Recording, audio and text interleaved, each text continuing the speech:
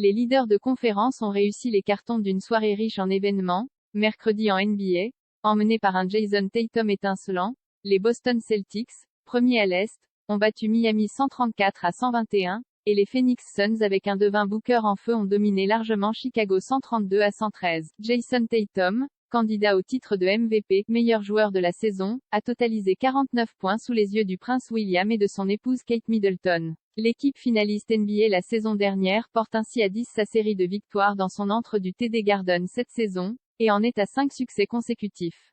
C'est la 9e fois dans un mois de novembre qui s'achève que le joueur de 24 ans marque au moins 30 points dans un match.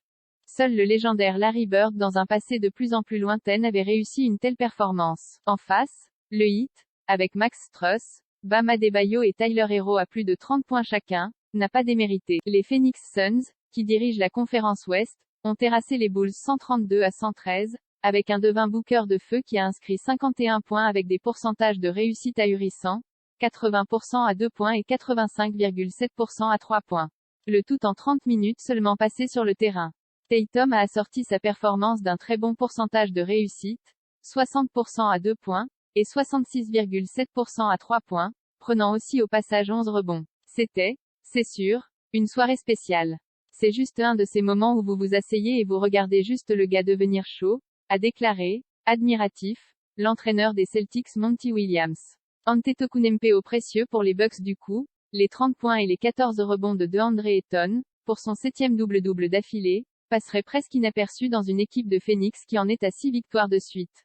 Les Dauphins de Boston et de Phoenix se sont également imposés, les Milwaukee Bucks à l'Est, qui sont allés arracher aux Knicks net une précieuse victoire 109-103 au Madison Square Garden, et les Denver Nuggets qui ont battu dans le Colorado Houston 120-100. Dans les rangs des Nuggets, qui avaient fait le job en première mi-temps, atteignant le repos avec déjà 27 points d'avance, Jamal Murray a été le meilleur marqueur avec 26 points. Au cours d'un match ultra serré de bout en bout à New York, Giannis Antetokounmpo a été précieux pour Milwaukee, en frôlant le triple-double avec 37 points, 13 rebonds et 7 passes décisives. Les deux troisièmes de conférence ne s'en sont pas laissés compter.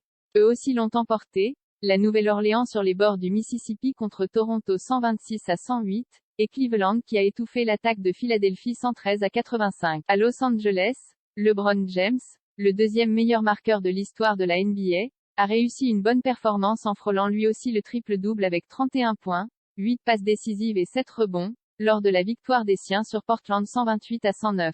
Mais King James est encore à plus de 1000 points du record détenu par une autre ancienne gloire des Lakers, Kareem Abdul-Jabbar. Les Lakers vont mieux, c'est leur 3e victoire en 4 matchs, le 4e s'étant soldé par une défaite sur le fil 116-115 face à Indiana lundi.